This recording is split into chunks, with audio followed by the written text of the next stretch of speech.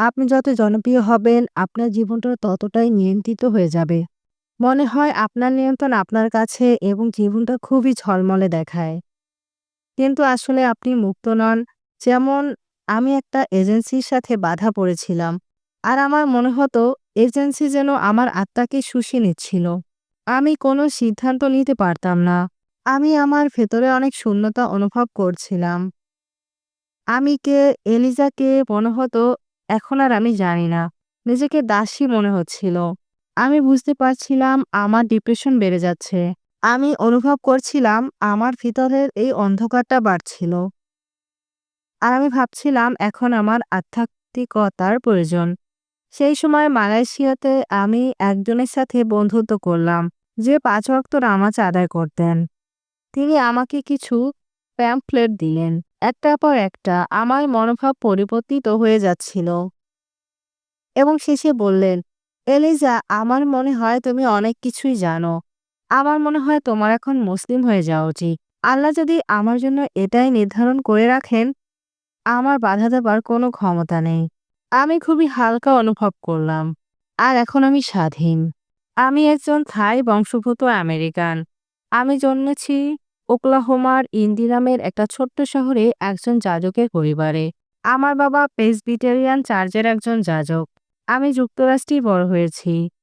Masters degree শেষ করার পর আমি থাইল্যান্ডে চলে গিয়েছিলাম। সেখানে আমি আসলে মিস থাইল্যান্ড প্রতিযোগিতায় অংশগ্রহণ করেছিলাম। আর তখন থেকে আমি অভিনয় আর মডেলিং ক্যারিয়ার শুরু করেছিলাম। আর এরপর মালয়েশিয়ায় যাই। সেখানে ১২ বছর আগে আমি ইসলাম ধর্ম গ্রহণ করি। আমি এক ধর্মপ্রাণ খ্রিস্টান পরিবারে জন্মেছি। আমার বাবা প্রেসবিটেরিয়ান চার্চের একজন যাজক। আমার চাচাও ধর্মযাজক ছিলেন, আমার দাদাও ধর্মযাজক ছিলেন। আর তারা থাইল্যান্ডে ধর্মীয় দিক থেকে বেশ উচ্চ পদস্থ ছিলেন। তো আমি সেই সময়টায় ওকলাহোমায় জন্মেছিলাম।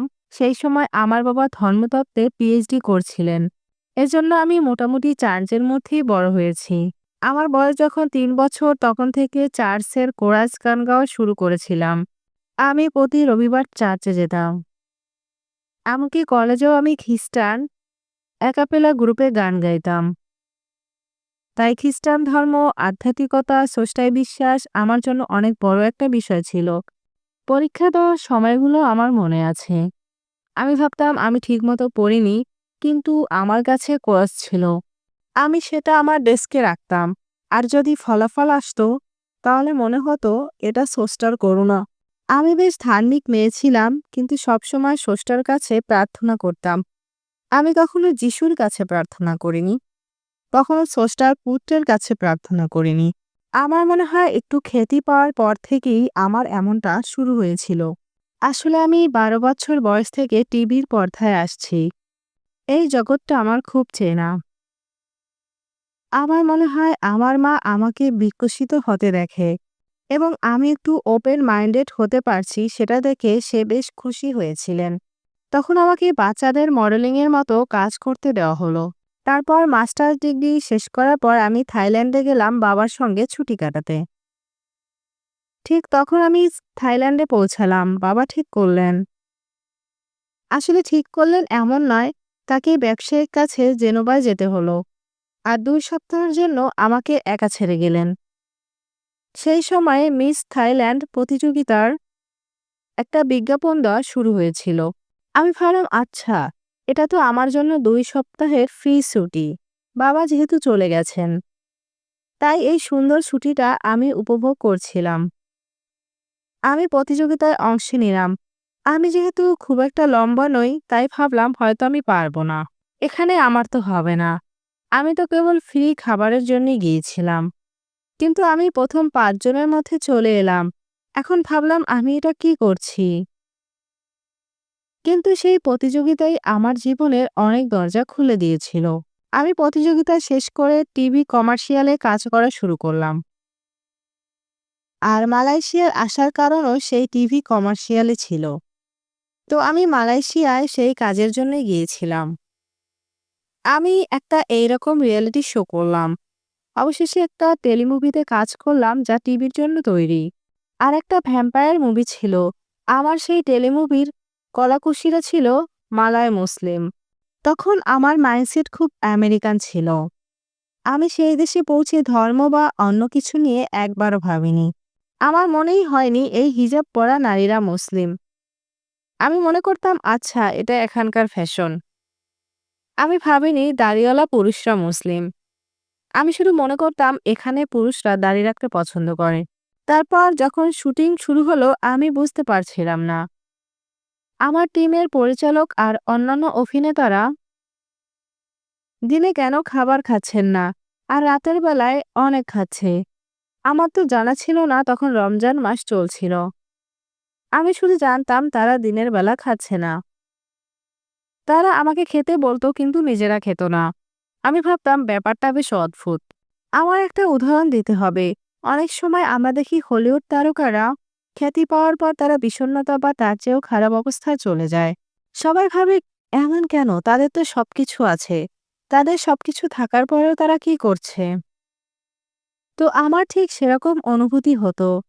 আমি মনে করতে শুরু করলাম যে মানুষরা আমাকে জানে সেজন্য আমার বন্ধু হতে চায়, নাকি আমি অভিনেত্রী সেজন্য। এবং শুধু তাই নয়, কারণ একটা নির্দিষ্ট উচ্চতায় যাওয়ার পরে আপনাকে লোকে বেশি যত জানবে, আপনি তত জনপ্রিয় হবেন। আপনার জীবন ততটাই নিয়ন্ত্রিত হয়ে যাবে। মনে হয় আপনার জীবন আপনার কাছে এবং জীবনটা খুবই ঝলমলে দেখায়। যেমন আমি একটা এজেন্সির সাথে বাধা পড়েছিলাম। আর আমার মনে হতো এজেন্সি আমার আত্মাকে শুষে নিচ্ছিল।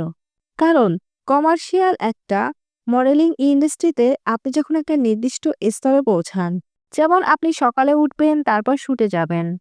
আপনার চুল আঁচড়ানোর প্রয়োজন নেই, কিছুই আসলে করার দরকার নেই। এমনকি বাসায় পরার কাপড়েই পরেন। একেবারে শুটিং স্পটে চলে যেতে পারবেন। যখনই আমি সেখানে বসতাম কেউ এসে আমার চুল আঁচড়াতে শুরু করত। কেউ এসে আমাকে জামা দিত, কেউ এসে আমাকে মেকআপ করিয়ে দিত। কেউ এসে আমাকে খাবার খাইয়ে দিত। আমি কোনো সিদ্ধান্ত নিতাম না, এমনকি আমি জানতামও না আমি কোন ধরনের ডিম আমি খেতে চাই। আমি জানতাম না কোন হেয়ার কাটটা আমি চাই। যদি আমি শুটিংয়ে হেয়ার কাট করি এবং তারপর ক্লায়েন্ট আসে এবং বলে, ওহ এই হেয়ার কাটটা আমাদের পছন্দ হয়নি, তারা স্যালন থেকে কাউকে নিয়ে আসবে সেখানেই আমার চুল কাটানোর জন্য। আসলে আমি ভেতরে অনেক শূন্যতা অনুভব করছিলাম। আমি কে, এলিজা কে, এখন আমি আর জানি না। আমি জানি না কিভাবে পোশাক পরতে হয়। আমার মনে হচ্ছিল আমার জীবনটা গোলকধাঁধায় পড়ে গিয়েছে আর আমি ভিতরে প্রচণ্ড শূন্যতা অনুভব করছিলাম। তখন অনুভব করতাম আমি যেন শূন্যতায় হারিয়ে যাচ্ছি। এবং সত্যি বলতে ব্যাপারটা এমন ছিলও না। আমি আসলেই ভুলেই গিয়েছিলাম কিভাবে সুখে থাকা যায়। আমি জানতাম না আমি কে, আমি জানতাম না কোনটা অনুভব করতে হবে। কারণ আমি শুধু আমার স্ক্রিপ্ট যা বলতো তাই অনুভব করতাম। যদি সেদিন আমাকে বিষণ্ণ থাকতে বলা হতো তাহলে আমি সেদিন বিষণ্ণ থাকতাম। আর যদি আমাকে হাসিখুশি থাকতে বলা হতো সেদিন তাহলে আমি হাসিখুশি থাকতাম। আমি জানতাম না আমি কি অনুভব করছি। আমি কাউকে জানানো ছাড়া নিজের নখও কাটতে পারতাম না। আমি রোদে যেতে পারতাম না। কারণ ত্বক রোদে পুড়ে গেলে মেকআপ বদলে যাবে। এমনকি আমি ৩০০ গ্রাম ওজন কমাতে বা বাড়াতে পারতাম না। কারণ তাতে আমার মুখের বৈশিষ্ট্য এবং শরীর বদলে যাবে। আমি একরকম দাসী হয়ে গিয়েছিলাম। আমি যেন শূন্যতায় আর অন্ধকারে হারিয়ে গিয়েছিলাম। তো আমি সবসময় অনুভব করতাম আমি কে? একজন খুব আত্মবিশ্বাসী আমেরিকান মেয়ে থেকে আমি বুঝতে পারছিলাম আমার ডিপ্রেশন বেড়ে যাচ্ছিল। আমি অনুভব করছিলাম আমার ভিতরের এই অন্ধকারটা বাড়ছিল। আর আমি ভাবছিলাম এখন আমার আধ্যাত্মিকতার প্রয়োজন। যেহেতু আমি একজন ধর্মযাজকের মেয়ে তাই প্রথমে আমি খ্রিস্টান ধর্ম নিয়ে পড়াশোনা শুরু করলাম। এজন্য আমি অনেক বই কিনেছিলাম। সেগুলো এত বেশি ছিল যে আমার বাবা আমাকে জিজ্ঞাসা করল, তুমি কি সেমিনারিতে যাবে? তুমি কি যাজক হতে যাচ্ছ না অন্য কিছু? তো আমি অনেক বই কিনলাম এটা ভেবে যে আমি ছোটবেলা থেকে সবসময় স্রষ্টার উপর নির্ভর করেছি। আমি ধর্মে গভীর মনোনিবেশের সিদ্ধান্ত নিলাম। আর আমি ভাবলাম আমি একটা শিশুর মতো। যাজকদের কথা না শুনে একজন প্রাপ্তবয়স্ক হিসেবে সঠিকভাবে গবেষণা করব। তাই আমি পড়তে শুরু করলাম এবং সত্যি বলতে আমি এর আগে খুব বেশি বই পড়িনি। কিন্তু এখানে আল্লাহ আমাকে পথ প্রদর্শন করতে শুরু করলেন। কারণ আমি বিশ্বাস করতাম যদি আমি প্রাচীন চার্চ খুঁজে পেতে পারি, আর আমারও ইচ্ছা ছিল আমি প্রাচীন চার্চ খুঁজে বের করব এবং তারা কিভাবে ইবাদত করেছিল তা জানব। আর সেভাবেই আমি স্রষ্টার ইবাদত করার চেষ্টা করব। কারণ এতেই তিনি সন্তুষ্ট হবেন। আর আমি ভাবছিলাম এখন আমার আধ্যাত্মিকতার প্রয়োজন। যেহেতু আমি একজন ধর্মযাজকের মেয়ে, তাই প্রথমে আমি আমার খ্রিস্টান ধর্ম নিয়ে পড়াশোনা শুরু করলাম। আর সেভাবেই আমি স্রষ্টার ইবাদত করার চেষ্টা করব, কারণ এতেই তিনি সন্তুষ্ট হবেন। আসলে আমি জানতাম যে খ্রিস্ট ধর্মে অনেক ধরনের বিভক্তি রয়েছে। তখন প্রায় ২০০টি বিভিন্ন ধরনের বিভক্তি ছিল। আমি মনে মনে বলতাম এটা হতে পারে না। অবশ্যই একটা পথ থাকতে হবে যেটা সর্বশ্রেষ্ঠ হবে। যখন আমি বাইবেলে কিভাবে সংযুক্ত হয়েছি তার ইতিহাস পড়লাম, আমি ভাবলাম যেটা আল্লাহর কাছ থেকে আসছে বলে ধারণা করা হয় সেই ম্যানুস্ক্রিপ্টের ব্যাপারে। কিভাবে কিছু পুরুষ মানুষ সিদ্ধান্ত নিতে পারেন, কিভাবে তারা এত বড় সিদ্ধান্ত নিতে পারে, এটা হাস্যকর। কিভাবে সিদ্ধান্ত নেবেন এই অংশ থাকবে আর ওই অংশ থাকবে না। বিষয়টা অবাক করার মতো, ওটা হতে পারে না। আমি বাইবেলকে বিশ্বাস করতে পারি না। তখন আমি ভাবলাম এটা নিয়ে চিন্তা করাটা বাদই দিই, কারণ বিষয়টা আমাকে খুব অস্থির করে তুলেছিল। তো আমি বাইবেলটা রাখলাম, তার চেয়ে ইতিহাস নিয়ে খুঁজি। আর খ্রিস্টান ইতিহাস অনেক বেশি রক্তক্ষয়ী। তখন আমি ভাবলাম যদি কিছু বিশ্বাস করানোর জন্য কাউকে খুন করা লাগে এবং মানুষকে চাপে ফেলে বিশ্বাস করাতে হয়, তবে তা সঠিক মনে হচ্ছে না। অতএব বাইবেল বাদ, ইতিহাসও বাদ। তখন ভাবছি কি করা যায়। একজন খ্রিস্টান মেয়ে হিসেবে আমি প্রার্থনা করতে ভুলতে পারি। শুধু তাই নয়, তখন আমি নাচতে ভালোবাসতাম। যদি আমি এক রাতে নাচতে যাই শনিবার রাতে, এবং আমি যেটা ইচ্ছা পড়ছি, যা ইচ্ছা করছি, তারপর আমি পরের দিন সকালে চার্চে যাই, আচ্ছা এটা কি ঠিক? এটা আসলে ঠিক নয়। তো আমার মনে হলো এখানে কিছু ফাঁকফোকর আছে। আমি জানতাম না আমি এসব ফাঁকফোকর মেনে নিতে পারবো কিনা। আমি এগুলো নিয়ে না ভাবার চেষ্টা করতাম, জানতাম না আমি এগুলো মেনে নিতে পারবো কিনা। আমি তখনও খ্রিস্ট ধর্ম বাদ দিইনি।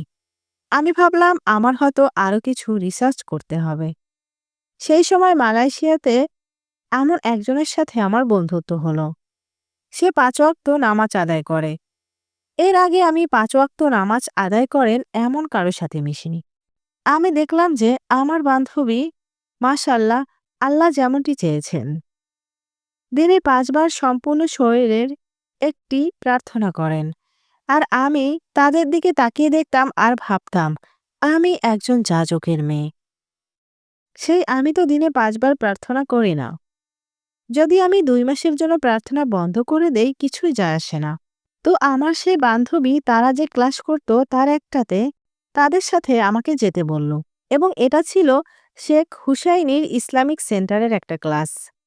আমি জানতাম না তিনি কে, আমি কি ধরনের পোশাক পরব, আমি তো একজন মডেল। এসব ভেবে বরং আমি একটু ভয়ে ছিলাম। অবশেষে আমরা যখন শেখ হুসাইনির ইসলামিক সেন্টারে পৌঁছালাম, তিনি আমাকে কিছু প্যাম্ফলেট দিলেন। আর আমি আপনাকে বলছি, এই প্যাম্ফলেটগুলো দেখে মনে হচ্ছিল যেন আল্লাহ এগুলো আমার জন্যই সাজিয়ে দিয়েছেন। প্রথমটার কথা আমার এখনো মনে আছে, এটার নাম ছিল আনাতু। আনাতু ছিল আসলে অস্ট্রেলিয়ান আদিবাসীদের ঈশ্বর। এখানে আনাতুর কথা বলা হয়েছিল কারণ তাদের স্রষ্টার ধারণা ছিল এরকম, যিনি খাবার খান না এবং টয়লেটে যান না। তো বিষয়টা তাওহীদের অর্থাৎ একশ্বরবাদের দিকেই যাচ্ছিল। এভাবেই একটার পর একটা আমার মনোভাব পরিবর্তিত হয়ে যাচ্ছিল। তিনি নবীদের কাহিনী বলেছিলেন আর আমি ভাবছিলাম সবকিছু কেমন যেন পরিচিত লাগছে। ইব্রাহিম আলাইসাল্লাম যে আব্রাহাম, এটা আমি বুঝতে পারিনি। আমি এটাও বুঝতে পারিনি যে মুসা আলাইসাল্লাম হচ্ছেন মজেস, কারণ এগুলো আরবিতে বলা হচ্ছিল যা আমার কাছে সম্পূর্ণ অচেনা। মাঝে মাঝে মানুষ আপনাকে জিজ্ঞেস করে আপনি তো মডেল ছিলেন, এসব থেকে ফিরে আসা কি খুব কঠিন? আমি বলব না। যদিও আমি মডেল ছিলাম, কিন্তু তথাকথিত মডেলদের মতো আমি পার্টি, আনন্দ ফুর্তি এসব করে বেড়াতাম না। আমি এক কোণে বসে বই পড়তাম আর আমার পালা এলায় কাজ করতাম, এই আর কি। তো আমি যা পড়তাম আমি তাই নিয়ে ভাবনায় পড়ে যেতাম। তা আমার নীতির সাথে অনুরণিত হতো। আমি সবসময় ভাবতাম আমি যেখানে আছি তা আসলে আমার সাথে ঠিক যায় না। হ্যাঁ, আমি অভিনয় এবং মডেলিং করেছি। আমি প্রচুর মানুষ এই ইন্ডাস্ট্রিতে যেতে চায়। আমি নিজেকেও ভাগ্যবতী মনে করতাম। কিন্তু সবসময় মনে হতো যেন আমি নিজের মধ্যে নেই। যখন আমি প্যামফ্লেটগুলো পড়তে শুরু করলাম, আমি অনুভব করলাম সেখানে যে মূল্যবোধগুলোর কথা ছিল তা আমার সাথে খুব ভালোভাবে মিলে যায়। তাই এটা কঠিন ছিল না। তাওহীদের ধারণা, একেশ্বরবাদের ধারণা আমার মনে খণ্ড খণ্ড চিত্রের যে ধাঁধা ছিল তার পরিপূর্ণ সমাধান দিচ্ছিল। আমার মনে হয় কি জানেন, ইসলাম এক প্রত্যয়ের নাম। আমি বুঝতে পারলাম আদম আলাহিসাল্লামের সময় থেকে, অর্থাৎ শুরু থেকে শেষ পর্যন্ত সবসময় ইসলাম ছিল। সবসময় মুসলিমরা ছিলেন। আমাকে ভাবায় আমার ভেতরের অতিরিক্ত চিন্তা করা, পারফেকশনিস্ট পড়ুয়া সত্তা বলছিল আমাকে একজন ভালো মুসলিম হতে হবে। আমি কি তা হতে পারবো? আমি মুসলিম হলাম আর সাথে সাথে পাপ করা শুরু করলাম। আমি এমনটা একদমই হতে চাই না। সেই সময় এটাই আমার যুক্তি ছিল। আর আমি ভাবলাম ঠিক আছে, আমাকে কিছু জিনিস শিখতে হবে। আমাকে আরবি শিখতে হবে, নামাজ পড়া শিখতে হবে, সবকিছু শিখতে হবে। কিন্তু উস্তাদ শরীফ আমাকে এ পর্যায়ে থামালেন। বলা বাহুল্য সেই দিন থেকেই তিনি আমার সাথে আরো গুরুত্ব সহকারে কথা বলা শুরু করেছিলেন। আল খাদিম থেকে আমি একজন ভলান্টিয়ার বুক করেছিলাম। আমি ভাবছিলাম আমাকে তো জানতে হবে এরা কত সকালে ঘুম থেকে ওঠে। হিজাব পরে কতক্ষণ হিজাব পরতে কতক্ষণ লাগবে? নিশ্চয়ই প্রচুর সময় লাগবে। রোজা কিভাবে রাখে? কারণ তখন আমি এখনকার থেকেও বেশি হালকা পাতলা ছিলাম। আমি ভাবছিলাম আমি তো এত পাতলা একটা মানুষ। আমি কেমন করে রোজা রাখবো? আমি অসুস্থ হয়ে যাব না তো? তাই আমি ঠিক করলাম ১ সপ্তাহের জন্য একটা মেয়েকে পর্যবেক্ষণ করব। আমি তার বাড়িতে ভোর ৫ টায় চলে যাব। সে কি করে আমাকে দেখতে হবে, তাহলে আমিও সেসব পারব কিনা বোঝা যাবে। তো সেদিন থেকে আমি আমার ভলান্টিয়ারের সাথে দেখা করার কথা। কিন্তু সেদিন ছিল রবিবার, নিয়মিত ক্লাস ছিল। তাই আমি আগে ক্লাসে গেলাম এবং ওস্তাদ শরীফ আমাকে থামালেন। তিনি আমাকে জিজ্ঞেস করলেন, এলিজা, তুমি এখন পর্যন্ত কি কি জানতে পেরেছ? তুমি কি এ ব্যাপারে কথা বলতে চাও? আমি মনে মনে বললাম, না ওস্তাদ, আমি আমার অনুসন্ধান করে ফেলেছি। আমি নিজেকে মুসলিমই মনে হয়। কিন্তু তিনি এত সুন্দর করে বললেন যে আমি ভাবলাম, ঠিক আছে, একটু না হয় কথা বলেই দেখি। তো আমরা শেখ হুসাইনের বাড়িতে গেলাম এবং বসে আলাপ করতে শুরু করলাম। এখানে আসলে আমি আপনাকে যা বলছি তো তিনি সব শুনলেন এবং শেষে বললেন, এলিজা, তুমি তো বেশ অনেক কিছুই জানো। তোমার এখন মুসলিম হয়ে যাওয়া উচিত। আমি বললাম, আজকে আমার একজন ভলান্টিয়ারের সাথে দেখা করার কথা, এই যে আর ১৫ মিনিটের মধ্যে। আজকে মনে হয় হবে না। তিনি জিজ্ঞাসা করলেন, তাহলে তোমাকে কিসে আটকাচ্ছে? তাই আমি তাকে বললাম, আমার মনে হয় আমার আরবি শিখতে হবে, কুরআন পড়া শিখতে হবে, নামাজ পড়া শিখতে হবে। অন্তত কিছু হাদিস, নবীর বাণী আমার জানা উচিত। তিনি আমার দিকে তাকালেন, আমার মনে আছে আমাকে জিজ্ঞাসা করলেন। অথবা আমার মনে হয় তিনি আমার ভেতরের পারফেকশনিজম তখনই বুঝে গিয়েছিলেন। সেটা বুঝতে পেরেই তিনি বললেন, তোমার কি মনে হয় এই কাজগুলো করতে তোমার কতদিন লাগতে পারে? ২০ বছর, ৩০ বছর, ৫০ বছর? আর তারপর আমি জানি না মানুষের কাছে এটা হাস্যকর লাগবে কিনা, কিন্তু আমি আমার কান্না আটকে রাখতে পারিনি। এখানে আপনার মনে রাখতে হবে, আমি এই বিষয়ে প্রায় ৩ মাস ধরে পড়াশোনা করছি, অনুসন্ধান করে যাচ্ছি। দ্বীনি জ্ঞান আমি প্রচণ্ডভাবে অর্জন করতে চেয়েছি। আমি সবকিছু বুঝতে চেয়েছি যাতে আমি ভালো মুসলিম হতে পারি। তো তিনি বললেন, এলিজা, তুমি কি জানো না? আল্লাহ প্রশংসিত এবং মহিমান্বিত দ্বীনি ইলম শুধুমাত্র মুসলিমদের জন্যই সংরক্ষিত রেখেছেন। তো তখন বিষয়টা বুঝতে পেরে আমার বুকে আঘাত লাগলো। আমি কাঁদতে শুরু করেছিলাম এই ভেবে যে আমি একজন পরিপূর্ণ মুসলিম হতে পারবো না। কিন্তু সেই মুহূর্তে আমি বুঝতে পেরেছিলাম আল্লাহ আমার মনে এই ভাবনা স্থাপন করে দিয়েছিলেন যে আল্লাহ এই যাত্রায় আমাকে পথ দেখিয়েছেন। আসলে আমার পুরো জীবনে আমি ভেতর থেকে একজন মুসলিম ছিলাম। তিনি কি আমার বাবার ব্যাপারেও আমাকে সাহায্য করবেন না? তিনি নিশ্চয়ই আমার পরিবারের ব্যাপারেও আমাকে সাহায্য করবেন। এই ব্যাপারে আমি নিশ্চিত হলাম। তারপর আমি ভাবলাম ওস্তাদ তো ঠিকই বলেছেন। আমি যাই বলি না কেন আমার মধ্যে কিছুটা হলেও জাহির করার প্রবণতা তো আছে। জাহির করতে চেয়েছি আমি কতটুকু জানি, কতটুকু আমি অনুভব করি। আমি শুধু মুহে আমি শুধু মুখেই তাওহীদের আনুগত্য করছি। যতক্ষণ না আমি শাহাদা নিচ্ছি। আমি শুধু কিছু বাক্যবয় ছাড়া কিছুই করিনি।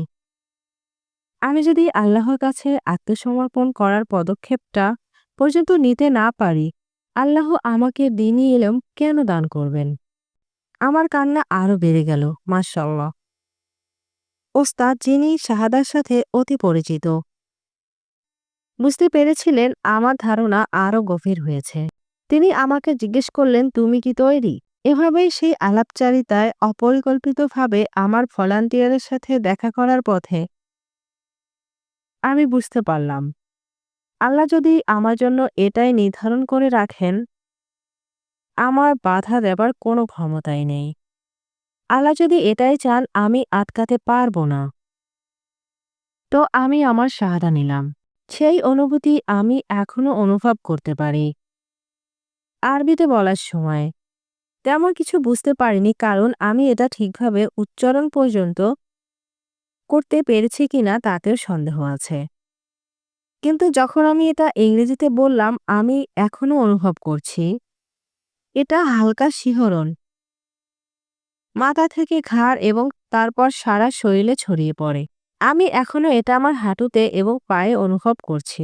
আপনি একটা তরঙ্গের মতো অনুভব করবেন, যেন আপনার পুরো জীবন আপনাকে ছেড়ে চলে যাচ্ছে এবং আদমের রুহু যেমন উপর থেকে নিচে ফু দেওয়া হয়েছিল, ঠিক তেমনভাবে নতুন জীবন আপনার শরীরে প্রবেশ করছে।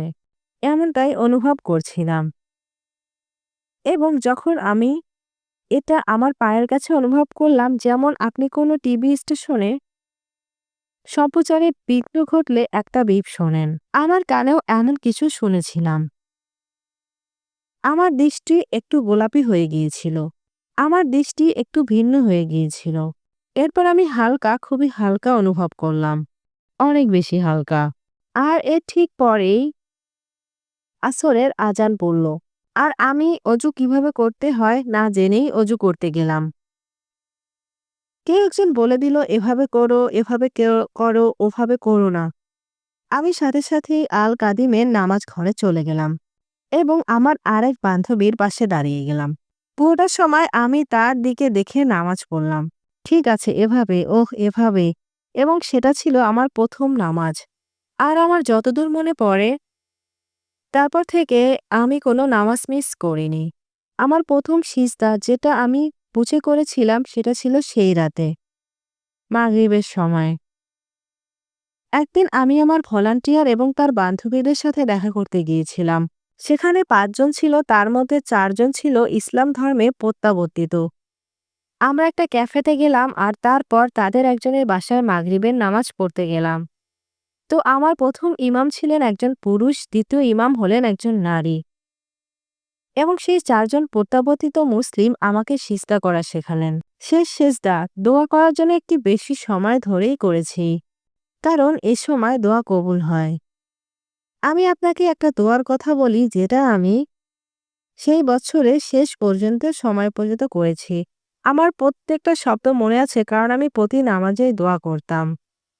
ওহ আল্লাহ, আমার বাবা-মা যেন আমাকে তাদের মুসলিম মেয়ে হিসেবে মেনে নেন। আমার প্রত্যাবর্তনের কাহিনী শুনে প্রথমেই মানুষ আমাকে যে প্রশ্নটি করেছে সেটা হচ্ছে, আপনার বাবা-মা বিষয়টি কেমনভাবে নিয়েছিলেন? এবং আমি আপনাকে বলছি দোয়ার শক্তির কথা। কারণ আমি অনেক ভয়ে ছিলাম, চিন্তিত ছিলাম। আমি যে মুসলিম হয়েছি সে কথা ডিসেম্বরের মধ্যেই আমার বাবাকে জানাতে হবে। কারণ আমি আল্লাহর কাছে এমনটাই ওয়াদা করেছিলাম। তাই আমি তাকে ডিনার করতে বাইরে নিয়ে গেলাম। পেট শান্ত থাকলে মানুষের মনও শান্ত থাকে। আসলে এটাই ছিল একটা কৌশল। মনে রাখবেন সারা বছরের দোয়ার সাথেও যে দোয়ার কথা আমি আগে উল্লেখ করেছি, হে রব, প্লিজ আমার বাবা-মা যেন আমাকে তাদের মুসলিম মেয়ে হিসেবে গ্রহণ করেন। আমি বারবার এই দোয়া করেছি, কখনো হাল ছাড়িনি। ডেজার্ট খাওয়া শেষে আমি সাহস সঞ্চয় করে বাবাকে বললাম, বাবা, তোমাকে ইসলাম এবং আমার ব্যাপারে কিছু বলার আছে। এরপর তিনি বললেন, এলিজা, তোমার কিছু বলতে হবে না। Oh no! তার কিছুক্ষণ পরে আমার বাবা খুব সুন্দর কিছু কথা বললেন। অসম্ভব সুন্দর কথা। তিনি বললেন, এলিজা, তুমি যদি আমার মতো ইব্রাহিম আলাইসাল্লামের স্রষ্টাকে বিশ্বাস করো তাহলে আমি খুশি। যদি এই ধর্মটি তোমার মনে নোঙ্গর করে এবং তোমাকে শান্তি দেয় তাহলে ঠিক আছে। তোমাকে আমার ব্যাপারে ভাবতে হবে না, তোমাকে তোমার মায়ের ব্যাপারেও ভাবতে হবে না এবং পরিবারের কারো ব্যাপারেই ভাবতে হবে না। তিনি বললেন, আমাদের পরিবারে বৌদ্ধ আছে, ক্যাথলিক আছে, প্রোটেস্ট্যান্ট আছে, এবার একজন মুসলিমও যোগ হলো। তাই এত ভাবার কিছু নেই। কথাগুলো এত সুন্দর ছিল, আমার কাছে মনে হয়েছে সবচেয়ে সুন্দর। স্নেহ ভরা কোমল কিছু কথা।